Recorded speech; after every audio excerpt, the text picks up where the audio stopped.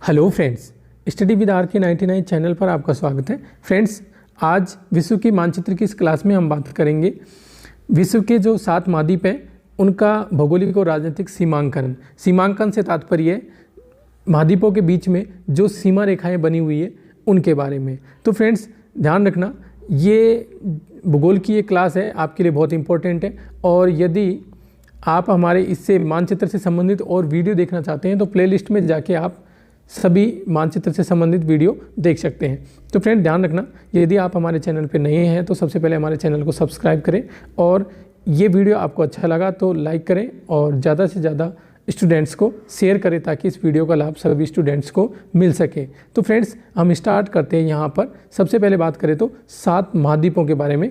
तो यहाँ पर मैं आपको रिमाइंड करवा दूँ ताकि आपको पूरा जो पहले मैं बता चुका उस बात को रिमाइंड करवा सकूं। तो पहला महाद्वीप है एशिया, फिर अफ्रीका, तीसरा उत्तरी अमेरिका, फिर दक्षिण अमेरिका, और उसके बाद में हम बात करें अंटार्कटिका, और यहाँ पर यूरोप, और ये ऑस्ट्रेलिया। तो फ्रेंड, ध्यान रखना, ये 7 महाद्वीप हैं और ये 7 महाद्वीप हैं, इनके सीमांकन के बारे में हम देखते हैं। तो फ्रेंड्स, सबसे पहले हम बात करें तो यहाँ पर देखते हैं ये जो देश है यूरोप और एशिया, इन दोनों के बीच में जो सीमा है उसके बारे में देखते हैं।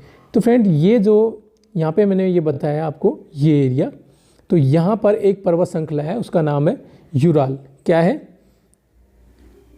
ये जो इसमें यूराल पर्वत श्रृंखला है, कौन सी है? यूराल पर्वत श्रृंखला। और इसके बाद में यहाँ पे इसके बीच में से, यूराल पर्वत श्रृंखला के बीच में से एक यूराल नदी भी निकल रही है। ध्यान रखना, यूराल एक नदी भी है यहाँ पे, इसके बीच में साथ साथ वो आके यहाँ पर ये जो है कैस्पियन सागर झील इसमें गिर जाती है। तो यहाँ पर एक सीमांकन कौन सा हो गया? कैस्पियन सागर झील भी है। तो यूराल, यहाँ पर यूराल पर्वत श्रृंखला, यूराल नदी और कैस्पियन सागर झील, ये सीमांकन हो गया। और उसके बाद में नेक्स्ट हम देखें तो यहाँ पर ये यहाँ पर है, यहाँ पे आप देख सकते हो, यहाँ पर एक पर्वत श्रृंखला है, उसका नाम है काकेशस। कौन सी है? काकेशस पर्वत श्रृंखला है। और ध्यान रखना फ्रेंड्स, इस काकेशस पर्वत श्रृंखला, ये जो काकेशस पर्वत श्रृंखला है, इसी में यूरोप की सबसे ऊंची चोटी है एलब्रूस, वो यहीं पर स्थित है। और ये जो काकेशस पर्वत श्रृंखला है वो जॉर्जिया और रूस के बीच में स्थित है। ये ध्यान रखना, यहाँ पर रूस का जो एरिया है वो यहाँ तक है और रूस है, हाँ जी। तो फ्रेंड्स, ध्यान रखना, जो यूरोप और एशिया है दोनों में स्थित है कौन? रूस है। और ये एलब्रूस जो चोटी है वो काकेशस पर्वत श्रृंखला है उसमें है। और ये देखो फ्रेंड, ध्यान रखना, पर्वत श्रृंखला क्या होती है? बहुत सारे, मतलब जैसे हिमालय में बहुत सारे पर्वत है, जैसे अरावली में बहुत सारे पर्वत है। इसी तरीके से पूरी श्रृंखला, मतलब बहुत सारे पहाड़ों की एक श्रृंखला है, मतलब एक सीरीज़ है, और उसमें ही एलब्रूस यूरोप की सबसे ऊंची चोटी है। तो ये ध्यान रखना, ये यहाँ पर स्थित है। और जो यहाँ पे मैं वापस बता दूँ आपको, ये जो देश है ये यहाँ पर कजाकिस्तान देश है, यहाँ इसके पास। तो कजाकिस्तान देश भी यूरोप और एशिया में पड़ता है। और यहाँ पर यूरोप में एशिया और यूरोप में ही रूस पड़ता है, दोनों देशों में आता है। और इसके अलावा और भी देश मैं बता रहा हूँ यहाँ पे आपको।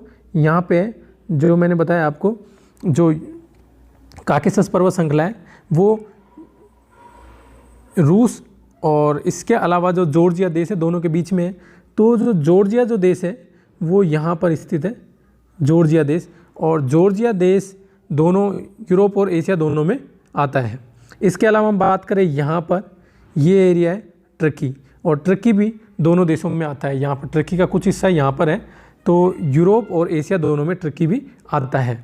और इसके अलावा हम बात करें सीमांकन की, तो यहाँ पर मैं बता दूँ आपको कि ये जो है ये हिस्सा, ये काला सागर है, ये काला सागर है, ये इसी का पार्ट है, इसी से मिला हुआ है आगे।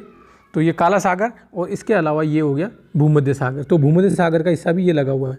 तो ये सभी हैं, ये इसे एशिया को यूरोप से अलग करते हैं। कौन कौन सा, मैं वापस रिमाइंड करवा दूं, कंफ्यूज नहीं होना। देखो, यूराल पर्वत, यूराल नदी, और यहाँ पे कैस्पियन सागर झील, और काकेशस पर्वत श्रृंखला, यहाँ पे काकेशस पर्वत श्रृंखला और काला सागर और ये भूमध्य सागर, ये इसे अलग करते हैं, तो ध्यान रखना। इसके अलावा हम बात करें यहाँ पर यूरोप को अफ्रीका से अलग कौन करता है, तो ये हो गया भूमध्य सागर, ये ध्यान रखना, ये यूरोप का हिस्सा है ऊपर वाला, और ये इसके बीच में कौन है, भूमध्य सागर, तो भूमध्य सागर इसे अलग करता है। अब बात करते हैं हम यहाँ पर, ये एशिया है इधर का हिस्सा और ये अफ्रीका है, इन दोनों के बीच में यहाँ पर आपने एक नाम सुना होगा, सुएज नहर। सुएज नहर है, तो सुएज नहर क्या करती है, इसे अफ्रीका को एशिया से अलग कर देती है, अफ्रीका को एशिया से अलग कर देती है। ये जो नहर है ये एशिया और अफ्रीका के बीच में स्थित है और ये इसे अलग कर देती है, क्योंकि पानी है, जब इसका पानी इस यहाँ पे नहर निकाली है, जब यहाँ पे भूमि थी उसे काट के और एक नहर निकाल दी गई, ताकि इधर से जितने भी जो देश हैं वो शिप वगैरह यहाँ पे ले जा सके और इधर लाके यहाँ पे व्यापार कर सकें। तो ये नहर थी और इस नहर में, नहर के निकालने से ये पानी और ये पानी मिल गया, तो इसका मतलब ये हो गया जल संधि हो गई है। तो ये जो जल है लाल सागर है, ये इधर ध्यान रखना, ये लाल सागर है, ये नीला जो नीला दिखाई दे रहा है, और इसके अलावा ये जो एरिया है ये भूमध्य सागर है, और भूमध्य सागर का जो ये जल है ये लाल सागर के साथ मिल जाता है। कौन मिलाता है, सुएज नहर मिला देती है, ध्यान रखना। और बात करें ये एक भूमि का जो हिस्सा है, ये आपको दिखाई दे रहा होगा, इसके बीच में हल्का सा बिल्कुल बारीक सा जो दिखाई दे रहा है, तो ध्यान रखना, ये है स्थल संधि। स्थल संधि, स्थल संधि क्या करती है, दो स्थलों को जोड़ देती है, जैसे अफ्रीका और एशिया को जोड़ती है। कौन जोड़ता है, सुएज स्थल संधि, सुएज स्थल संधि, ध्यान रखना। स्थल संधि, जैसे पानी का कोई संकरा जो पार्ट है वो इस बड़े पार्ट को इस बड़े पार्ट से जोड़ देता है, ये तो ये जल संधि हो जाती है। और इसके अलावा यदि कोई भूमि का टुकड़ा है, बिल्कुल पतला ऐसे संकरा पार्ट है, वो इस बड़े स्थल पार्ट को इससे मिला दे तो वो स्थल संधि हो जाती है। जैसे यहाँ पे आप देख सकते हो, ये हिस्सा, ये बिल्कुल ये पतला सा पार्ट है, ये यहाँ पे देख सकते हो, ये इस उत्तरी अमेरिका को दक्षिणी अमेरिका से मिला रहा है, तो ये क्या हो गया, ये भी स्थल संधि हो गई, और ये भी स्थल संधि हो गई। अब बात करें, मान लो थोड़ी देर के लिए यहाँ पे देखते हैं हम, ये यहाँ पर ये जो हिस्सा है, यहाँ पर पानी का जो संकरा पार्ट है, ये इसके बीच में ये जो दो बड़े स्थल हैं उनके बीच में एक संकरा पार्ट है, ये तो ये क्या है, ये जल संधि कहलाएगा। कौन सा, ये जल संधि कहलाएगा। अब बात करते हैं फ्रेंड्स, ये हमने इसका सीमांकन देख लिया है, तो यहाँ पर ये था ये सुएज नहर, तो सुएज नहर क्या कर रही है, इनको एशिया और अफ्रीका को अलग कर रही है और भूमध्य सागर और लाल सागर को जोड़ रही है, ये ध्यान रखना है। और अब बात करें कि भाई इसे अलग कौन करता है, ये लाल सागर भी इसको अफ्रीका को अलग कर देता है एशिया से, ये ध्यान रखना, एशिया से अलग कर देता है, और ये सुएज नहर है वो भी इसे अलग कर देती है एशिया से। और यूरोप से पूछे कि भूमध्य सागर, तो ये भूमध्य सागर यूरोप से अलग कर देता है। अब इसके अलावा फ्रेंड्स बात करें हम, यहाँ पर एक देश है इसी जगह पर, यहाँ पर ये मिस्र, और मिस्र देश का इस सुएज नहर पे अधिकार है। और ये जो मिस्र देश है ये दोनों महाद्वीपों में आता है, यहाँ पे आप देख सकते हो, मैं दूसरे मैप में समझा दूँ आपको। यहाँ पर ये जो हिस्सा है यहाँ पे आप देख सकते हो, ये जो छोटा सा हिस्सा है ये वाला, तो ये क्या है, ये इधर का जो हिस्सा है ये इधर की तरफ है, ये हिस्सा तो क्या कहलाता है, ये अफ्रीका का, जो अफ्रीका महाद्वीप है उसमें पड़ता है, और ये वाला हिस्सा है ये एशिया महाद्वीप में पड़ता है, ये मिस्र का, ध्यान रखना। तो मिस्र दोनों देशों में आता है, अफ्रीका और एशिया में, तो ध्यान रखना फ्रेंड्स। और इसके अलावा हम बात करें, अब ये जो उत्तरी अमेरिका है, ये उत्तरी अमेरिका है और ये दक्षिण अमेरिका, इन दोनों के बीच में सीमा की बात करें तो यहाँ पर है एक पनामा देश, पनामा देश है। इसके अलावा पनामा देश के नाम पर ही यहाँ पर इसे पनामा स्थल संधि भी कहते हैं। मैंने बताया ना आपको कि एक बारीक पट्टी सी है, ये पूरी ये पनामा देश की है, और ये क्या करती है, इस उत्तरी अमेरिका को दक्षिण अमेरिका से जोड़ती है, तो ये पनामा स्थल संधि भी बोलते हैं इसे। और इसके अलावा इस पनामा स्थल संधि के पास में से, यहाँ इसी में से एक निकालिए पनामा नहर, एक पनामा नहर भी निकालिए, जो क्या करती है, ये पैसिफिक ओशियन यानी प्रशांत महासागर को अटलांटिक महासागर, जिसे अटलांटिक महासागर को अंध महासागर भी बोलते हैं, तो ये इससे ये क्या करती है, इन दोनों के पानी को मिला देती है। तो ये क्या करती है, तो पनामा नहर क्या करती है, प्रशांत महासागर को अटलांटिक महासागर से जोड़ती है। और क्या करेगी, अब बीच में से पानी निकल जाएगा तो इसका मतलब हुआ कि उत्तरी अमेरिका को दक्षिण अमेरिका से अलग कर देती है।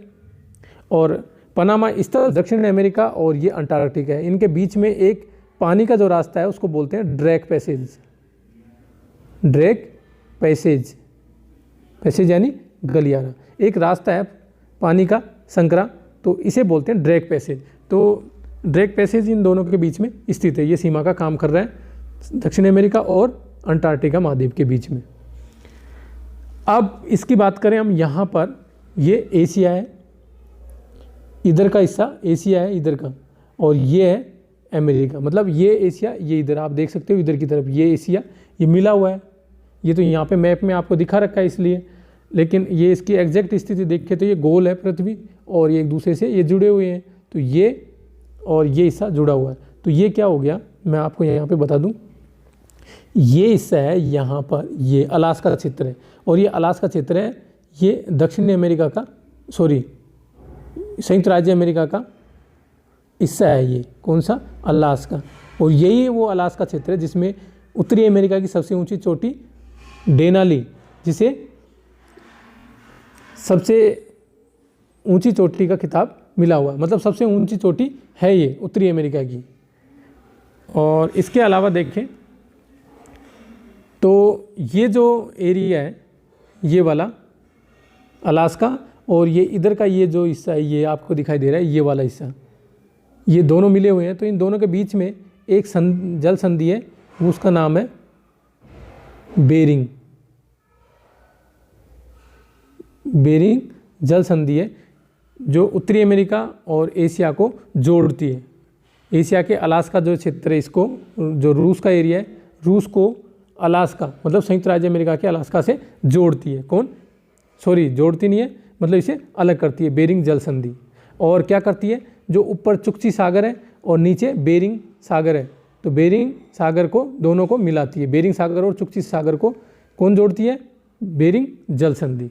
और एशिया और उत्तरी अमेरिका को अलग कर देती है, ये ध्यान रखना फ्रेंड्स। और उसके अलावा हम बात करें, यहाँ पर ये है ऑस्ट्रेलिया, और ऑस्ट्रेलिया और इसके अलावा जो छोटे छोटे जो द्वीप हैं यहाँ पे आपको दिखाई दे रहे हैं, ये द्वीप ये छोटे छोटे, तो ये मिला के पूरा ऑस्ट्रेलिया क्या कहलाता है, ओशिनिया, ओशिनिया, ये कहलाता है ओशिनिया। तो ये ओशिनिया का कुछ हिस्सा, कुछ जो द्वीप हैं वो इसमें भी स्थित है। जैसे मैं आपको बताऊं, यहाँ पे है इंडोनेशिया, इंडोनेशिया के कुछ जो इंडोनेशिया का कुछ हिस्सा ये ओशिनिया महाद्वीप में भी पड़ता है। तो ये ध्यान रखना, जो इंडोनेशिया है, इंडोनेशिया का कुछ हिस्सा ऑस्ट्रेलिया में भी पड़ता है, मतलब ओशिनिया में भी पड़ता है और एशिया में भी पड़ता है, ये ध्यान रखना फ्रेंड्स।